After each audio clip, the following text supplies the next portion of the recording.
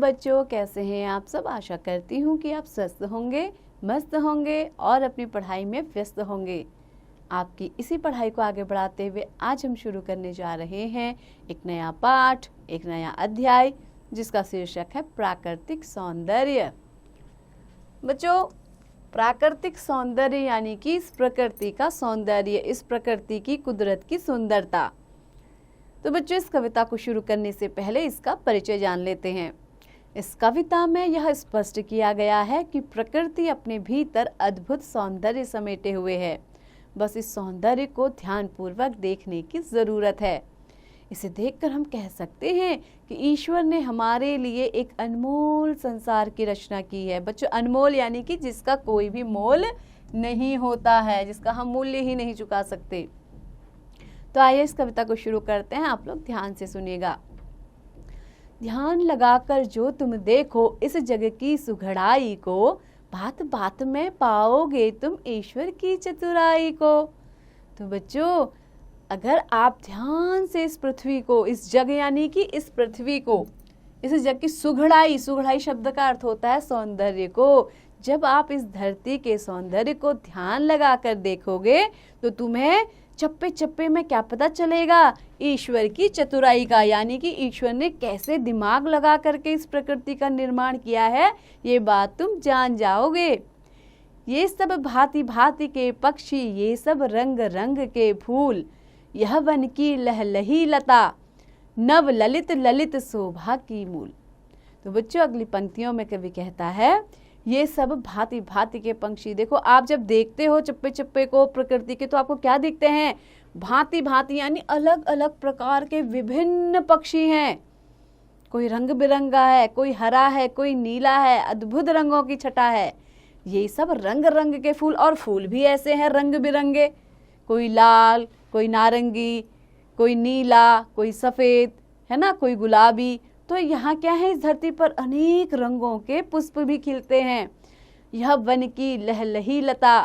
देखो, जंगल में आपको क्या दिखती है, लताएं। लताएं क्या होती हैं, बेल। लहलही जो क्या करती हैं, किसी भी पेड़ से लिपट लिपट करके क्या करती हैं, लहराती रहती हैं। नव ललित ललित शोभा की मूल, और वो क्या है, ललित मतलब होता है सुंदरता। तो नई नई जो लताएं हैं वो क्या है, इस शोभा की, इस सुंदरता की मूल यानी कि जड़ हैं। ये नदियां, ये झील, सरोवर, कमलों पर भौरों की गूंज, बड़े सुरीले बोलों से ये गूंज रही बेलों की गूंज।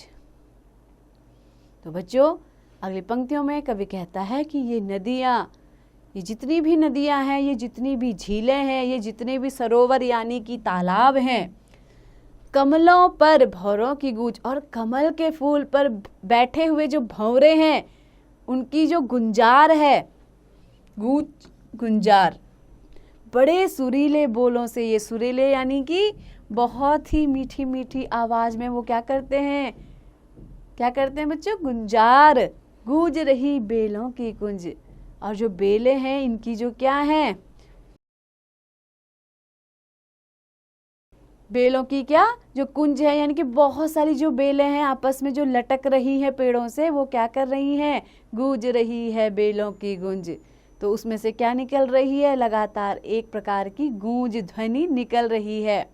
ये पर्वत की रम्य शिखाएं, शोभा सहित चढ़ाव उतार, निर्मल जल के झरने झरने, सीमा रहित महाविस्तार। तो कवि कह रहा है कि इस पर्वत की रम्य शिखाएं, इतनी सुंदर सुंदर इस पर्वत की क्या हैं, चोटियां हैं, शिखाएं यानी कि चोटियां, शोभा सहित चढ़ाव उतार। और हम जब पहाड़ को चढ़ते हैं तो कितना हमें सौंदर्य दिखाई पड़ता है, और जब हम उतरते हैं तो उसकी शोभा ही अलग है। निर्मल जल के झरते झरने, निर्मल यानी कि स्वच्छ साफ जल के हमें क्या दिखाई देते हैं, झरने झरते हुए दिखाई देते हैं। जब बहुत ऊंचाई से पानी गिरता है तो उसको कहते हैं झरना।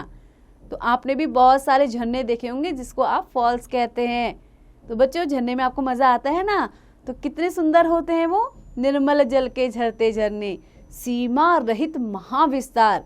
तो क्या है, इस जग, ये जो जग है, ये संसार है, सीमा रहित, इसकी कोई सीमा नहीं है, और महाविस्तार, और इसका विस्तार कितना है, महा यानी कि कई कई गुना, हम सोच भी नहीं सकते हैं उतना इसका विस्तार है और सीमा से परे है ये विस्तार।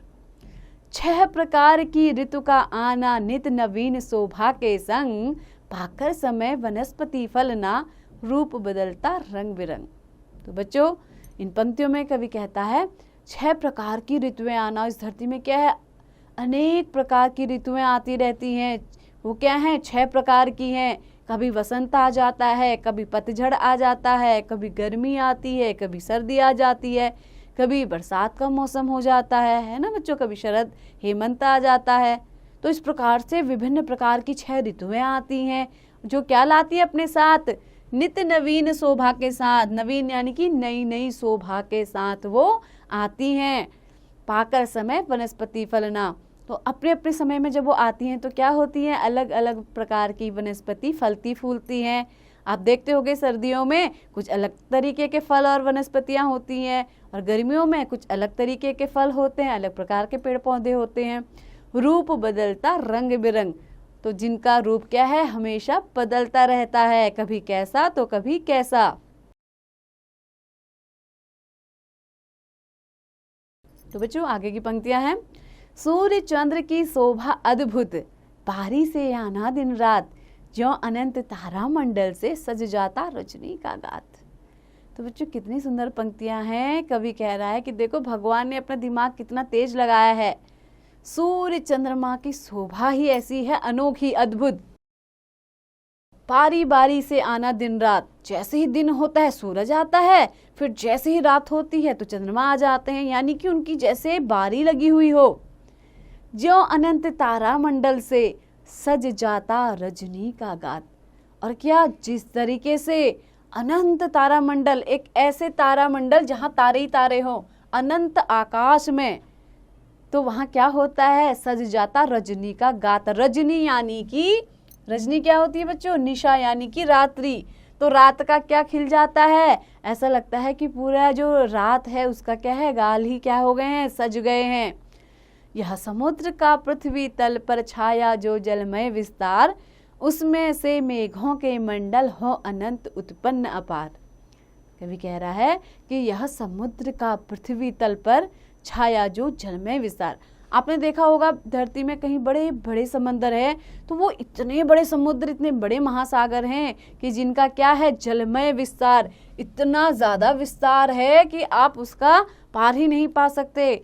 आप देखेंगे तो दूर दूर तक आपको जब समंदर ही दिखाई देगा, और उसमें से मेघों के मंडल हो अनंत उत्पन्न अपार। और उसी समुद्र से क्या होता है, सूर्य क्या करता है, वाष्पित करता है उसके जल को, और फिर वो क्या बनते हैं, मेघ यानी कि बादल बनते हैं, और फिर क्या करते हैं, हो अनंत उत्पन्न अपार। तो ऐसा लगता है कि अनंत जो है मेघ बादल जो हैं, अब क्या कर रहे हैं, हमारे आकाश मंडल में उत्पन्न हो गए हैं।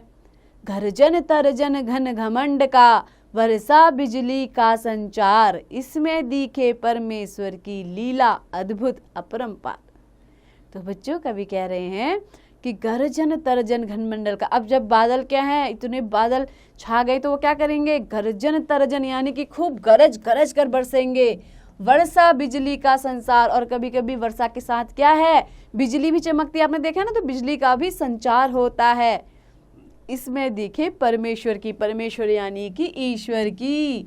तो इन सभी में हमें क्या दिखाई देती है, इन सभी चीजों में उस ईश्वर की अद्भुत लीला दिखाई देती है कि उसने देखो इस संसार को कैसे रचा है। उसने सूरज बनाए, चांद बनाए, तारे बनाए, बादल बनाए, नदियां बनाई, झील बनाए, झरने बनाए, वृक्ष बनाए, जीव बनाए, और हम मनुष्य बनाए। तो बच्चों, कैसी लगी आपको ये कविता? आशा करती हूँ कि आपको बहुत पसंद आई होगी। और इसके कवि हैं श्रीधर पाठक। तो श्रीधर पाठक की ये कविता थी, इसमें प्रकृति के सौंदर्य के बारे में उन्होंने वर्णन किया था। तो बच्चों, ऐसे ही पढ़ते रहिए, आगे बढ़ते रहिए, और हाँ, इसका अभ्यास भी जरूर कीजिए।